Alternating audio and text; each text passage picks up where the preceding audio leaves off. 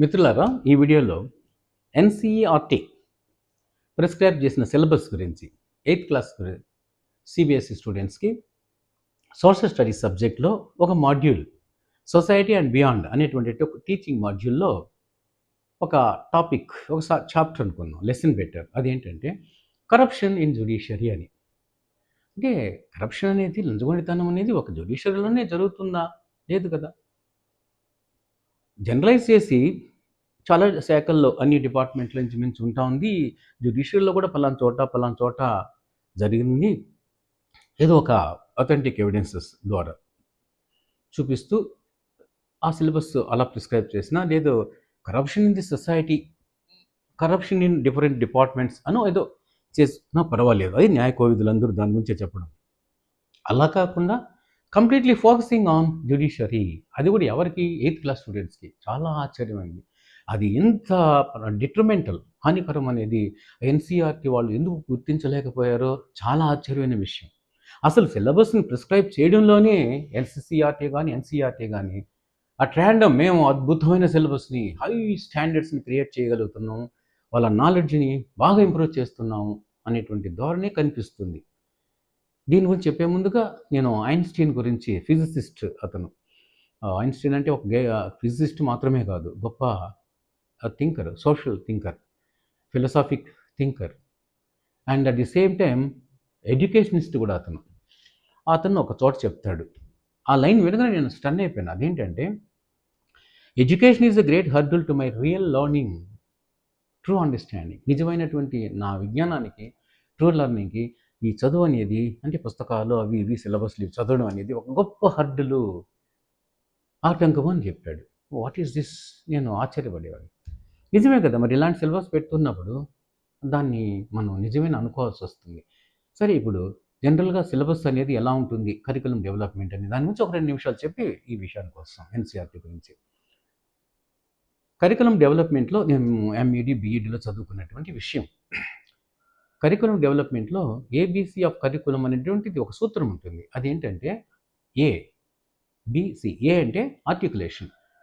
Articulation అంటే విద్యార్థుల యొక్క మోటివేషన్స్, ఆ ఇంట్రెస్ట్ని ఏ విధంగా ఆర్టికులేట్ చేయాలి, స్టిమ్యులేట్ చేయాలి, ఎలాంటి టాపిక్ పెట్టి వాటిని స్టిమ్యులేట్ చేయాలి, ఎలాంటి సిలబస్ ఉండాలి.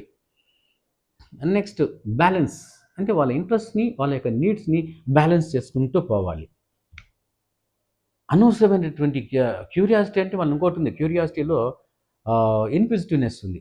అనవసరమైన విషయాల గురించి నేర్చుకోవడం, no, that should not be there. ఇప్పుడు ఎన్సీఆర్టీ వాళ్ళు చేస్తున్నది అదే. ఆ బ్యాలెన్స్ మిస్ అయినారు అక్కడ. వాళ్ళ ఇంట్రెస్ట్, నీడ్స్కి కావాల్సింది పెట్టకుండా ఇర్రిలవెంట్గా పెట్టి వాళ్ళ అక్కడ కరికులంలో ఉన్నటువంటి ఆ బ్యాలెన్స్ని కంప్లీట్గా మిస్ చేశారు. And at the same time ఇంకోటి ఉంది బ్యాలెన్స్ అంటే. అదేంటంటే నాలెడ్జ్, ఇంటెలిజెన్స్, విజ్డమ్, 3 ఉంటాయి. నాలెడ్జ్ అంటే ఒక విషయాన్ని గురించి తెలిసిపెట్టుకోవడం అంతే. అక్కడ రాజు ఎవరు, ఇక్కడ మినిస్టర్ ఎవరు, ఎడ్యుకేషన్ మినిస్టర్ ఎవరు, ఈ సిలబస్ ఏ క్లాస్కి, ఈ క్వశ్చన్కి ఏ ఆన్సర్, అది knowledge.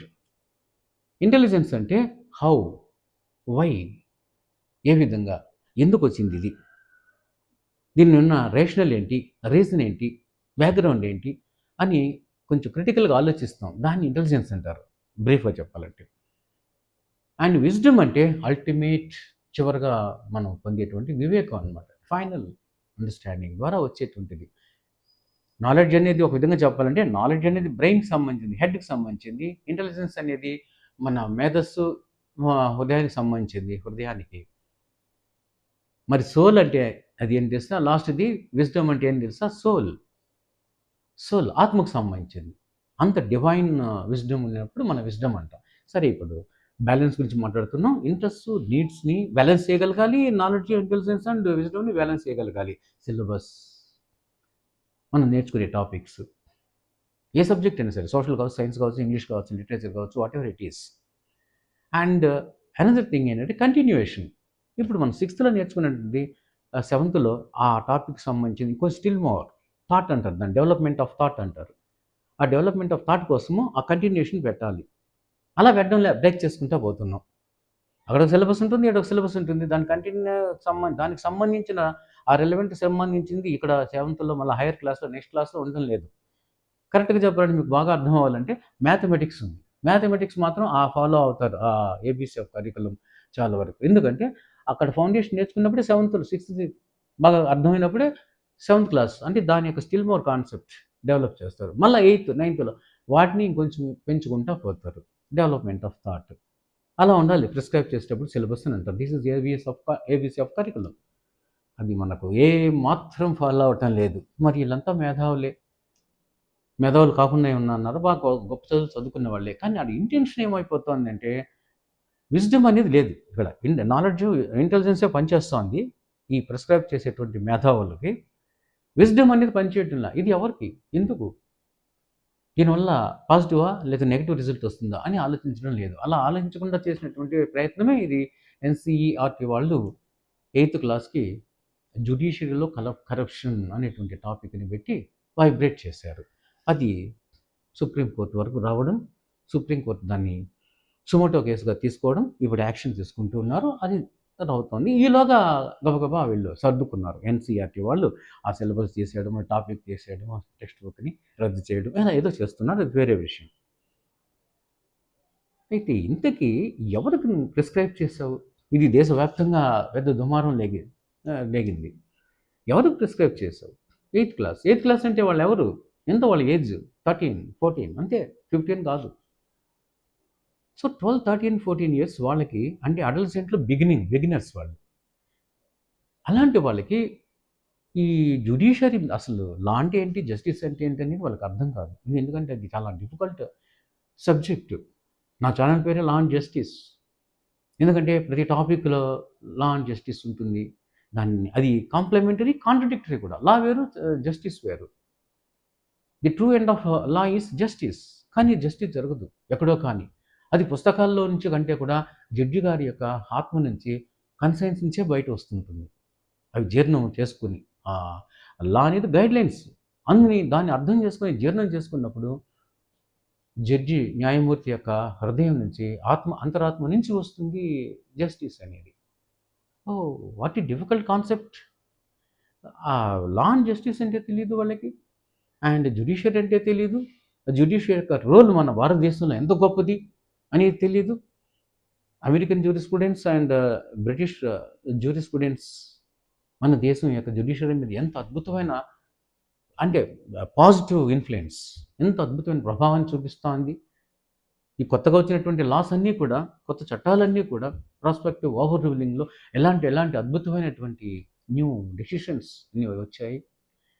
What a wonderful judicial activism అనేది జరుగుతోంది అనే విషయం వాళ్ళకి ఏం తెలుసు? డిగ్రీ చదివిన వాళ్ళకే అర్థం కావడం లేదు. ఎల్ఎల్బి చదివిన వాళ్ళు కూడా పట్టించుకోవడం లేదు.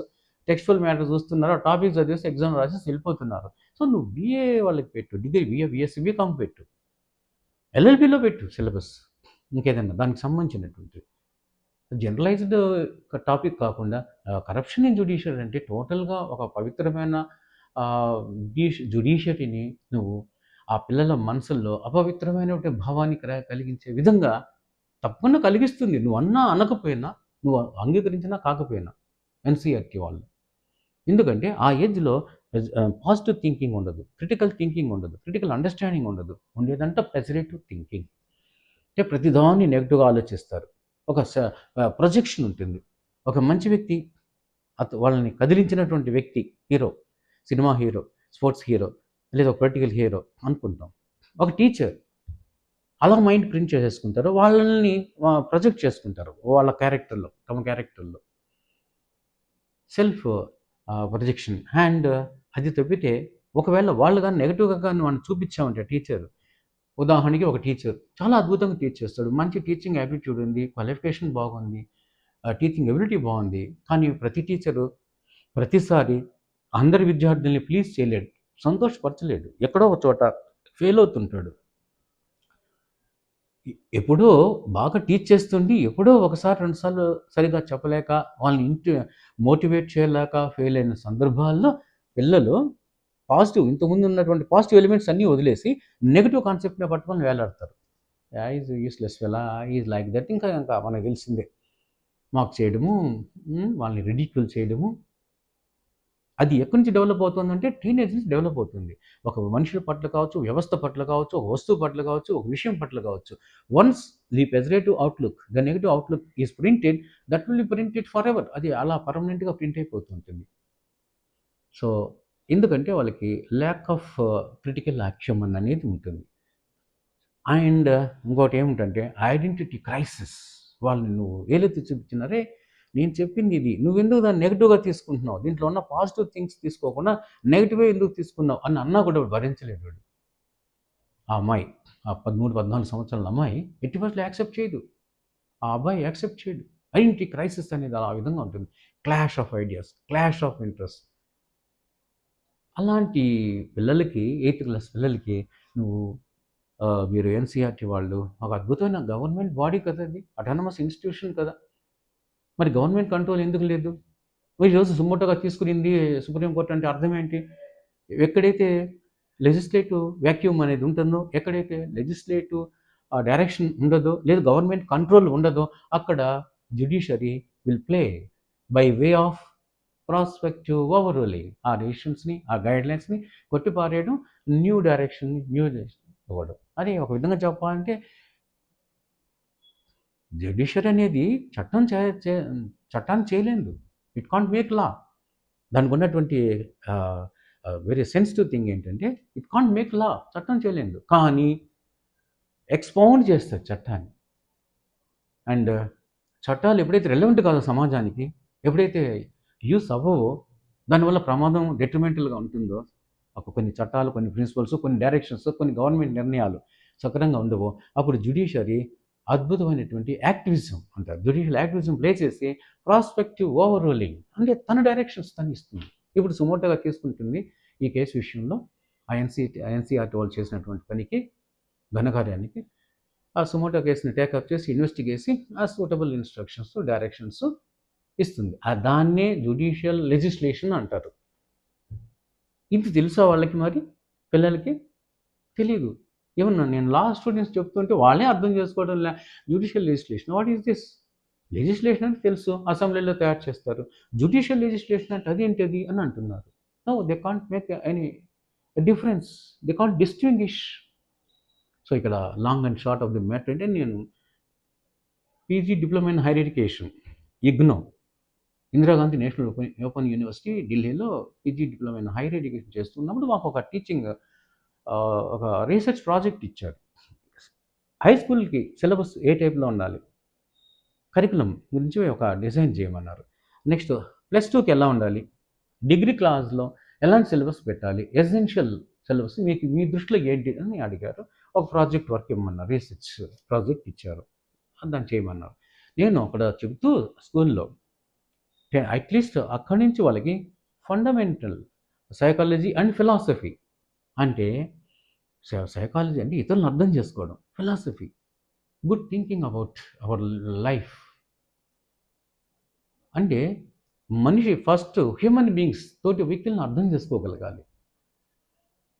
బయట వాళ్ళని అర్థం చేసుకునే ముందు తను ఇంటికెళ్తే రచ్చగలవాలి, తన ఇంట్లో వాళ్ళని అర్థం చేసుకోవాలి, ఫాదర్ని అర్థం చేసుకోగలగాలి, మదర్ని అర్థం చేసుకోగలగాలి, బ్రదర్ని, సిస్టర్ని, ఇంట్లో grand parents and your friends, your teachers, fellow being, వీళ్ళని అర్థం చేసుకునేటువంటి అద్భుతమైనటువంటి మనస్తత్వాన్ని, శక్తిని, ఇంటలెక్చువల్ యాక్యుమన్ని, విజ్డమ్ని పొందాలి. ఎలాగంటే by studying fundamentals of psychology and philosophy. ఎప్పుడైతే మీ మదర్ని, మీ నాన్నని, మీ బ్రదర్ని అర్థం చేసుకోగలవో తప్పనిసరిగా నువ్వు దేవుణ్ణి అర్థం చేసుకోగలవు. మీ మదర్లో, మీ ఫాదర్లో నీవు దైవత్వాన్ని చూడగలిగితే దైవాన్ని చూసినట్టే.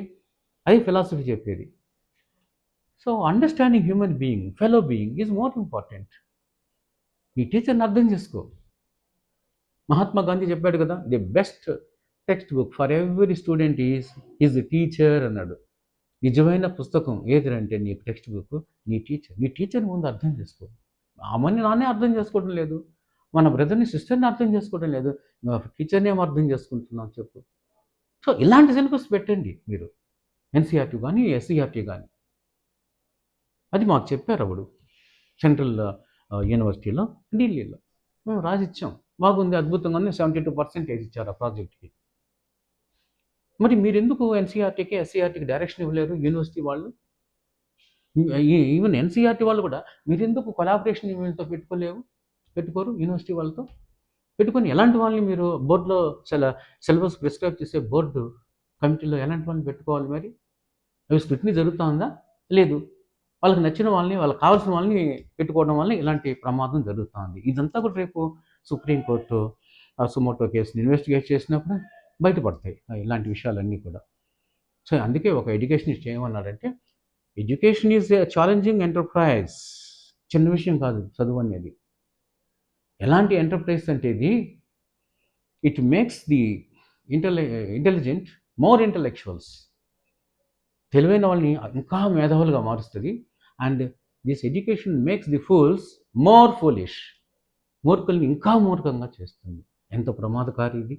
కాబట్టి ఇంత ప్రమాదకారి అయినటువంటి ఈ ఎడ్యుకేషన్లో నువ్వు సిలబస్ ప్రిస్క్రైబ్ చేసేటప్పుడు ఈ కరికులం డెవలప్మెంట్ అనేది, ఏబీసీ ఆఫ్ కరికులం అనేది ఏ విధంగా స్టూడెంట్స్కి రెలవెంట్గా ఉండాలా అనేది ఆలోచించకుండా నువ్వు ప్రిస్క్రైబ్ చేయడం అంటే, ఇద్దరు ఎన్సీఆర్టీ కావచ్చు, లేదు ఇక్కడ ప్రజెంట్ ఎన్సీఆర్టీ కదా, ఎన్సీఆర్టీ కావచ్చు, ఎస్సీఆర్టీ కావచ్చు, ఎవరైనా కూడా. How dangerous it is. ఎంత కలామిటీని కలిగిస్తుంది ఇది. ఇంతకంటే కలామిటీ, విపత్తు ఏముంది సమాజానికి education field? So this is about NCERTs prescription of syllabus at random. అక్కడ మేము మేధావులని చెప్పుకోవడమే ప్రధానమైనటువంటి ఆశయంగా కనిపించింది. బట్ ఇందులో నిజాలన్నీ కూడా బయటపడతాయి. Let's wait and see. చూద్దాం. Thank you very much for listening.